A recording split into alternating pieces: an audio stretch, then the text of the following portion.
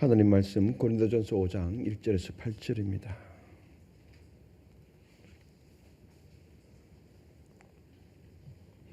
고린도전서 5장 1절에서 8절.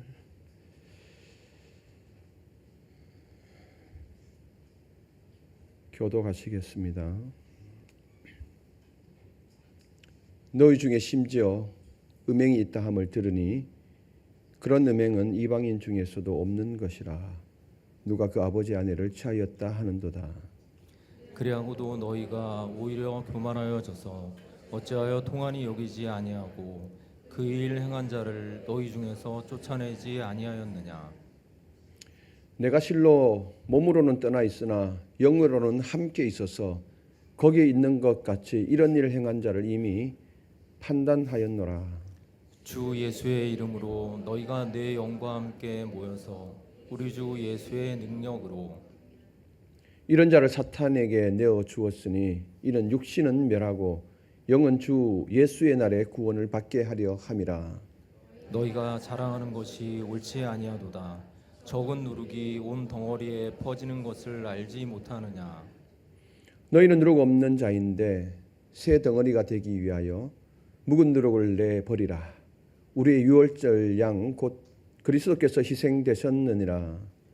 이러므로 우리가 명절을 지키되 묵은 누룩으로도 말고 악하고 악의에 찬 누룩으로도 말고 누룩이 없이 오직 순전함과 진실함의 떡으로 하자. 아멘. 주일 저녁 찬양 예배에 함께하고 계신 판교성전과 온라인으로 함께 하고 계신 성도님들을 축복합니다. 예배를 사모하는 여러분에게 이번 한 주간도 하나님의 은혜가 가득하기를 소망합니다. 함께 또 우리 밝은 미소 담아서 우리 인사 한번 나누실까요? 보배 인사하십시다. 보배. 예. 장로님, 권사님, 집사님 보배입니다. 예.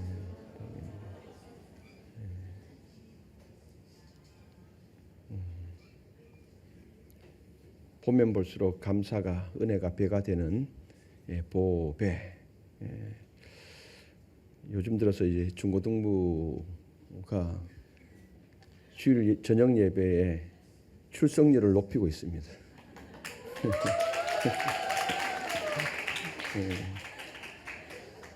무려 10%나 올라가고 있습니다. 이게 한강라면 기계 효과인지 수련회 효과인지 모르겠습니다. 아마 수련회 효과인 것 같습니다. 한강라면 기계는 덤이고요. 예. 좋습니다. 예. 여러분 빵 좋아하십니까? 그래도 이 유명 제과점이 바로 옆에 있어서 참 이용하기 편하잖아요. 예배도 드리고 빵 좋아하시는 분도 빵도 사가고. 그 빵 반죽에 반드시 들어가는 것이 있죠. 이스트라고 하죠. 효모.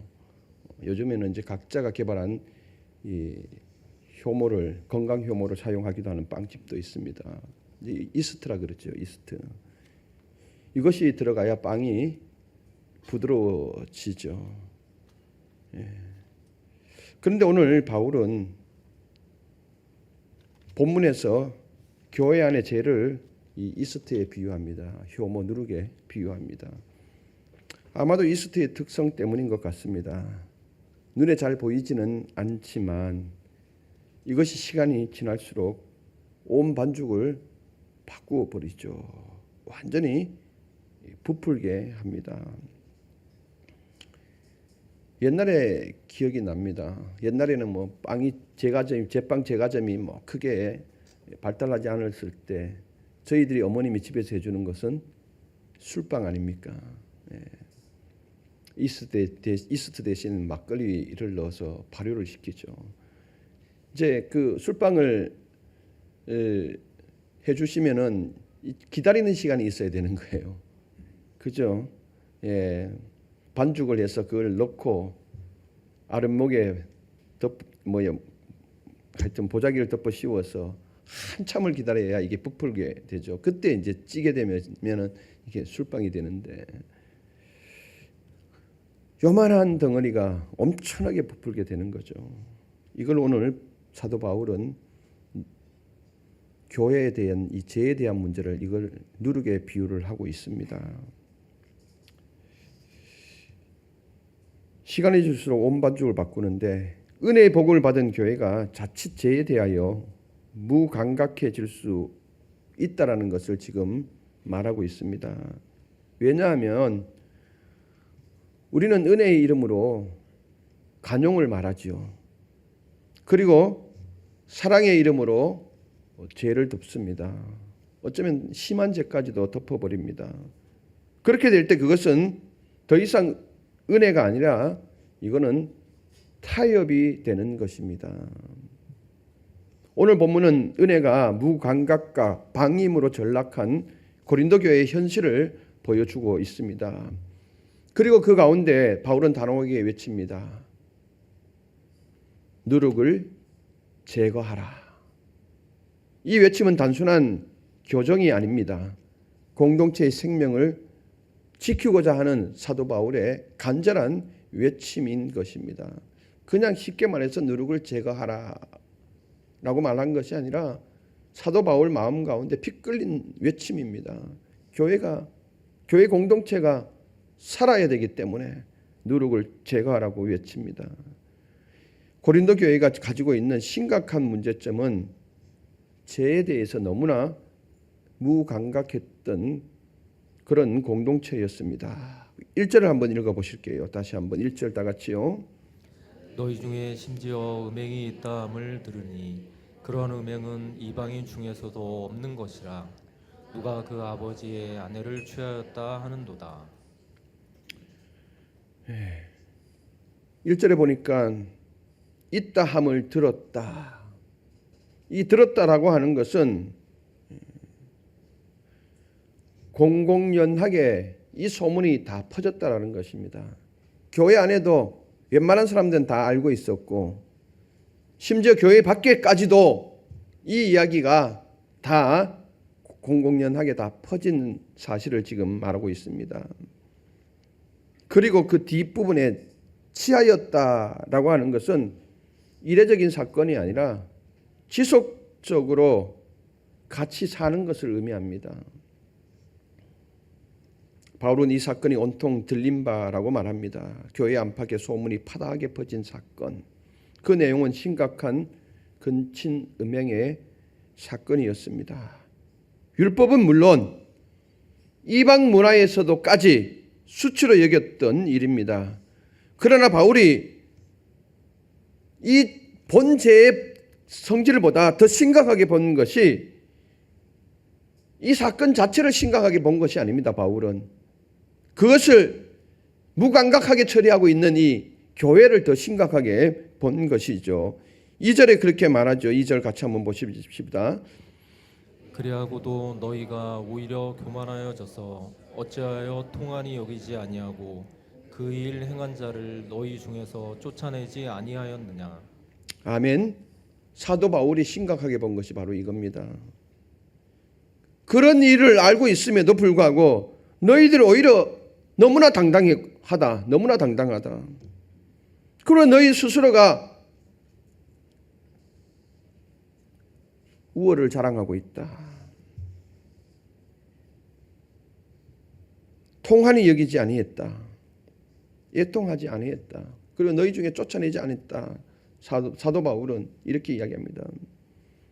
너희가 교만하여서 오히려 이러한 모습을 보면서도 슬퍼하지 않아야했다. 문제는 죄의 무감각한 교회입니다. 회개의 눈물은 없고 오히려 교만과 자랑이 넘칩니다. 이 은혜를 오해한 결과입니다. 이는 자신들은 영적으로 자유롭다는 거예요.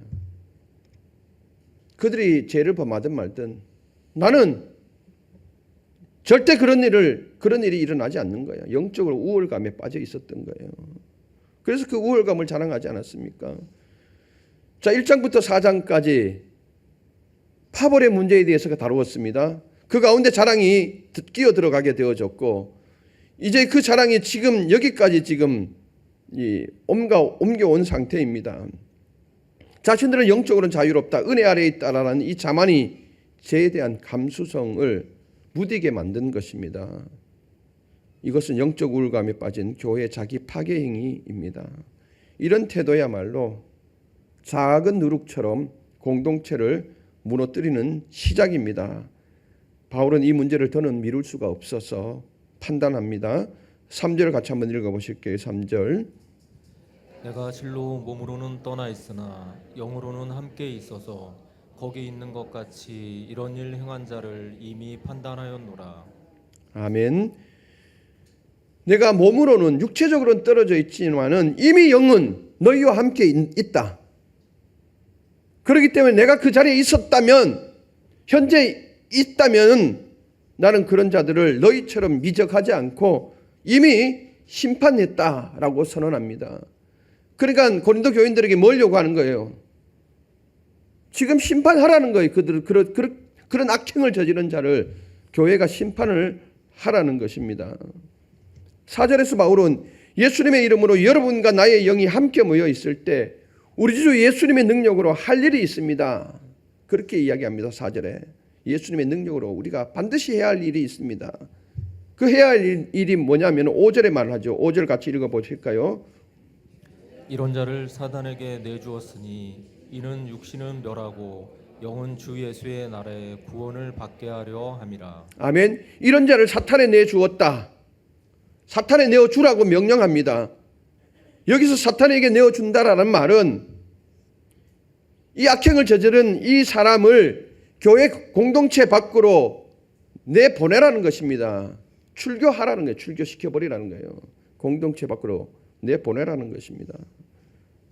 즉 공동체의 영적 보호 영역 밖에 두어서 그가 그 밖에서 제가 얼마나 무서운지 심판이 어떤 것인지 체험케 함으로써 결국 회개하고 돌아오게 하라는 것입니다. 교회 밖으로 쫓아내는 근본적인 이유는 돌아오게 하는 데에 목적이 있습니다. 완전히 파멸이 아니라 밖에서의 삶이 얼마나 처절하고 얼마나 힘든 일이고 그걸 경험케 함으로써 이렇게 살아서는 안 되겠구나 라고 회개하고 돌아올 수 있도록 하기 위해서 공동체 밖으로 내보내라는 것입니다. 이것은 벌이 아니라 사랑의 수술입니다. 그의 영은 주 예수의 날에 구원받게 하려 함이라. 출교도 회복의 목적이 있는 것입니다. 권징이 회복의 목적이 있는 겁니다. 예전에는 한국 교회가 권징을 했거든요. 권징. 예를 들면 주일 5주 동안 근신을 명합니다. 그러면 교회에 5주 동안 못 나오는 거예요. 집에서 근신하면서 자기 죄를 뉘우쳐야 합니다.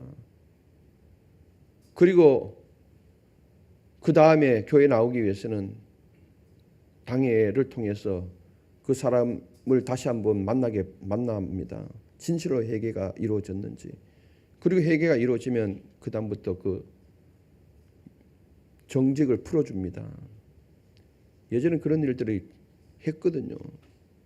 요즘은 안 하잖아요. 전에도 제가 언뜻 이야기했죠. 만약에 요즘 그렇게 한다 그러면은 어떻게 하겠습니까? 교회가 뭐 반석 교회밖에는 없나? 다른 교회 가르쳐.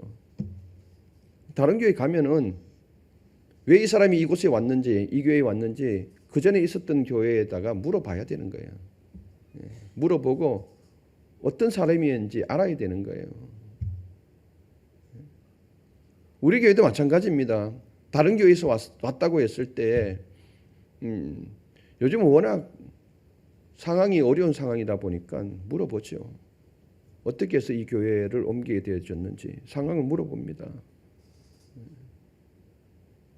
그러니까 권징이 있어야 되는데 권징이 없는 거예요.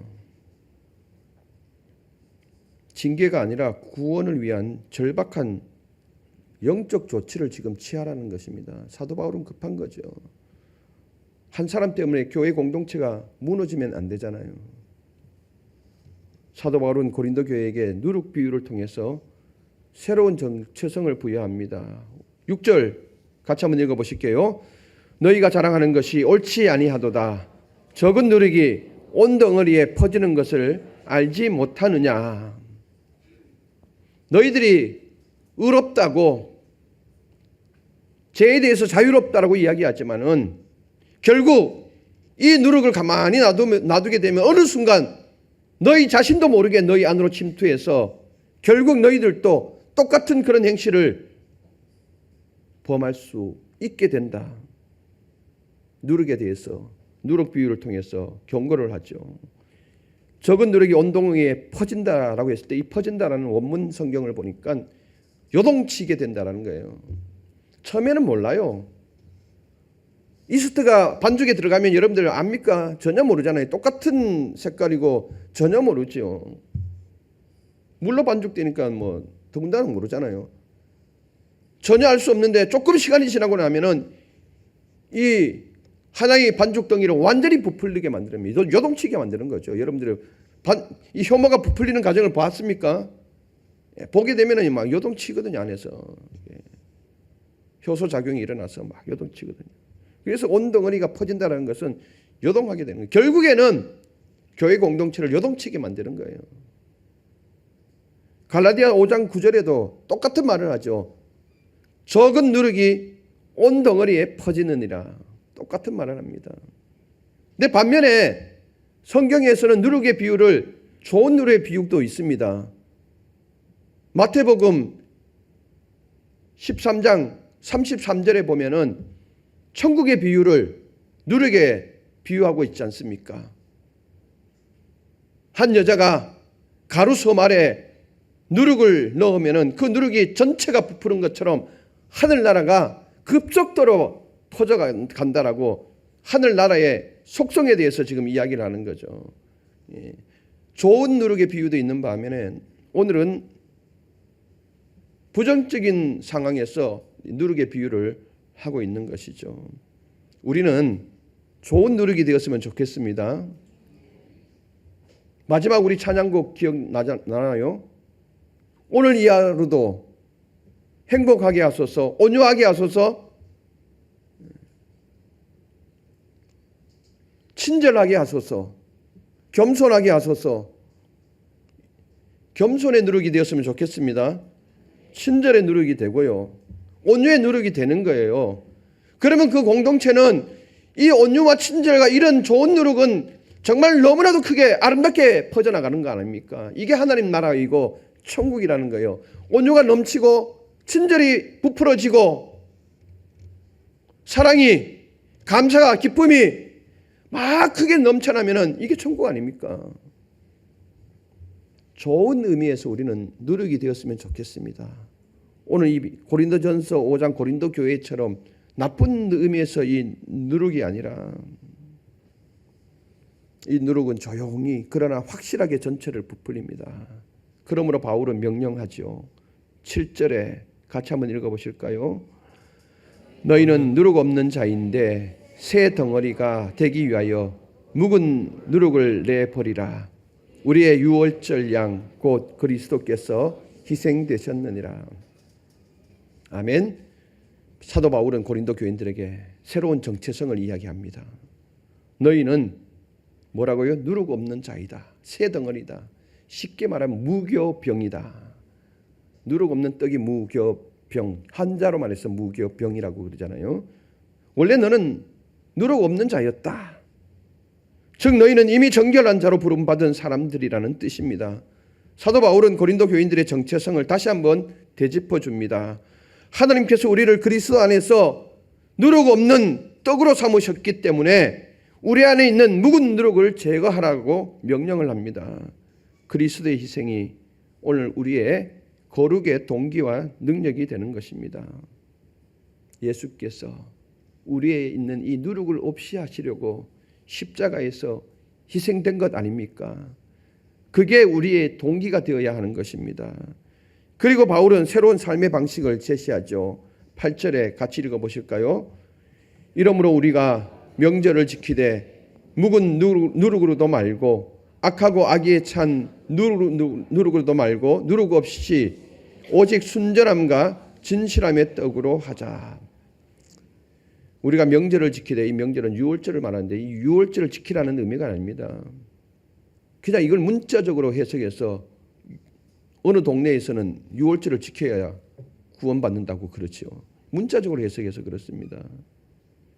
여기서 말하는 이 명절을 지키라는 것은 유월절을 지키라는 것이 아닙니다. 그리스도 십자가의 사건 아래서 일상적인 예배의 삶을 살아가라는 것입니다. 그 은혜 안에서 삶을 살아가라는 것입니다. 바울은 유월절 이미지를 사용합니다. 고대 유월절은 누룩을 제거한 후에 무교절을 지켰죠.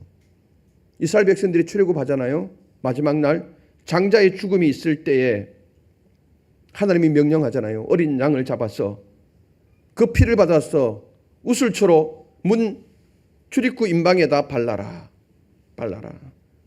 그러면은 죽음의 사자가 애굽 온 땅을 지나갈 때에 이 보혈의 피가 있는 유월절 어린 양의 피의 표시가 있는 데는 내가 건너뛰리라. 이게 유월절 아니면 유월하리라. 건너뛰리라.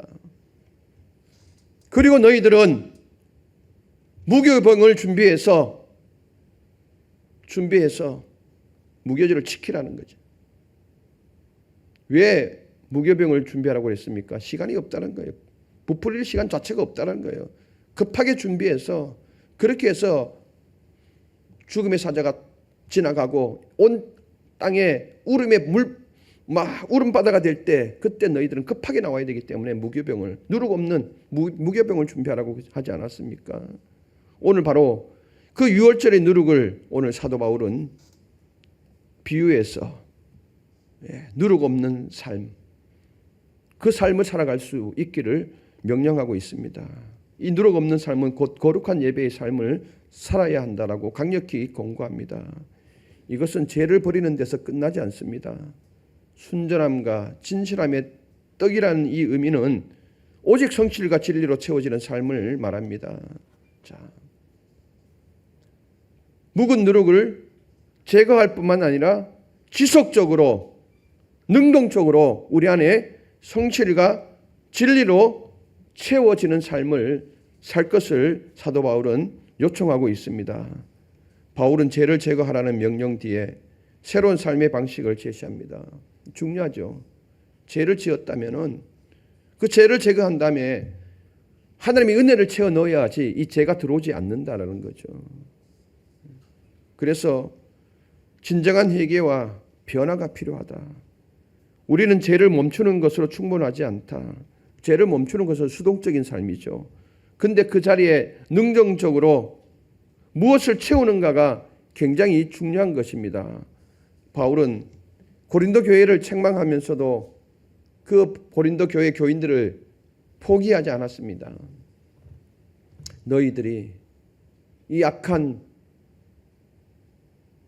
일을 행하는 것을 보고도 지금 무감각하게 대응하고 있는데 거기에 대해서 신랄한 비판을 하면서 그 고린도 교회 교인들을 포기하지 않죠. 왜냐하면 그들이 여전히 무교병이기 때문에 누룩 없는 자들이기 때문에 사도 바울은 고린도 교회 교인들을 포기하지 않았습니다. 오늘 우리도 교회 안에서 혹은 내 삶 안에서 작은 누룩이 자라고 있지는 않은지 돌보아야 합니다. 우리가 오늘 5장 1절의 말씀처럼 그런 일은 일어나지 않죠. 간혹 가다 보면은 다른 교회에서 그런 현상들을 보게 됩니다. 그런 이야기도 듣게 되는 경우도 있죠. 우리 교회는 그런 현상들이 없죠. 그렇다면은 우리 안에 있는 누룩은 다르게 해석을 해야 합니다. 그렇죠?